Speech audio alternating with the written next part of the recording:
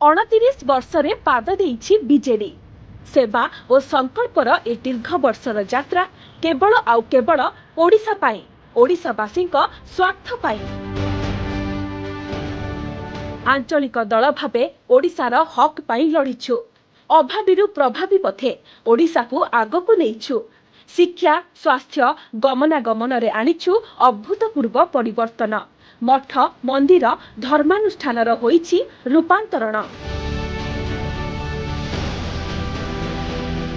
ଟଙ୍କାକରେ ଚାଉଳ, 5 ଟଙ୍କାରେ ଆହାର, BSKYରେ ଦେଇ ମାଗଣା ଚିକିତ୍ସା ଜିତିଛୁ ଓଡ଼ିଶାବାସୀଙ୍କ ଭଲ ପାଇବା ଓ ଭରସା।